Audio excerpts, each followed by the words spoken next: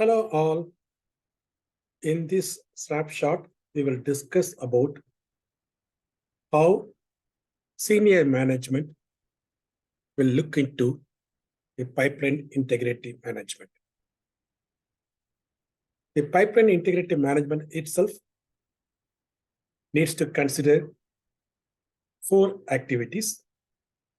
One, context of pipeline integrity management, how to deal with senior management, how maintenance activities will influence the pipeline integrity management, and various activities in a pipeline integrity management program. Integrating all four of them and implementing them properly will be key to the success of the PIM program. Of course, experience case studies are also important. But in this episode, we'll talk about how to deal with our management, senior management.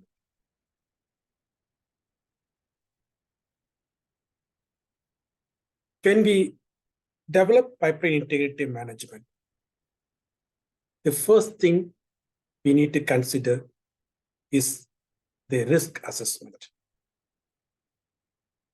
The risk assessment consists of two aspects.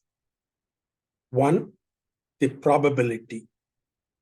What is the probability of an event taking place?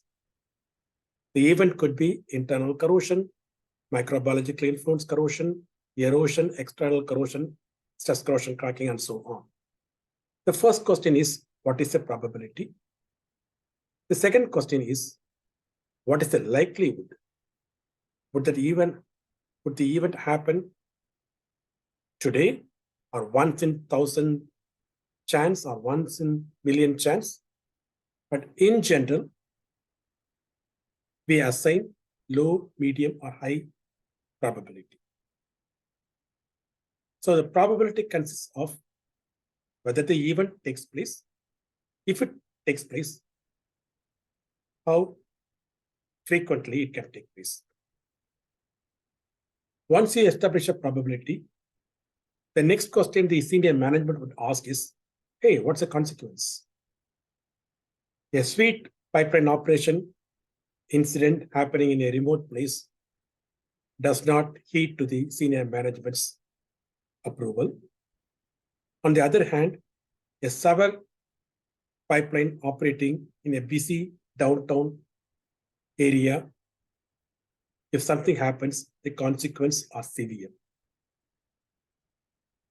So the consequence depends upon the risk, environment, and other associated activities. So the consequence is very, very important in terms of pipeline integrity management.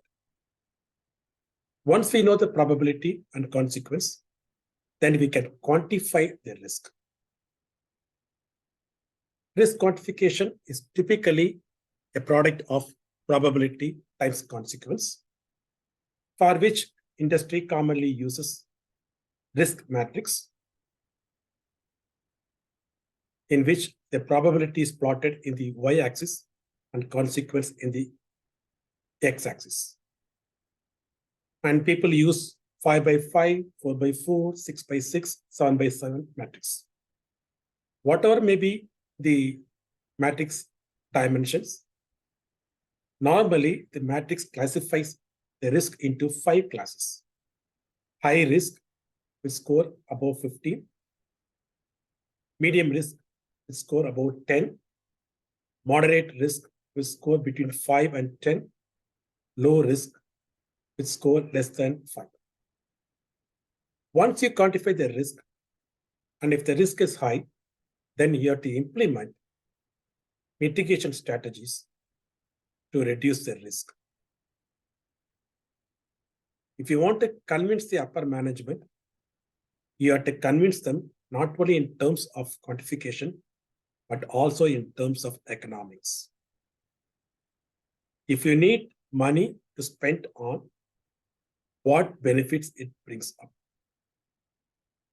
Many times the role of economics is underestimated by corrosion professionals or pipeline integrity management professionals. And economics is defined by several means, by net present value, simple payback period, discount payback period, equivalent annual cost, or investment return of rate of return. These are all economics, but we need to understand these concepts so that we can effectively convince the upper management or senior management to help us implement the pipeline integrity management. So the second aspect is to convince this senior managements to support the pipeline integrity management. If you want to know more about it, join in one of the PIM course offered by STEM Corrosion. I look forward to see you there. Thank you.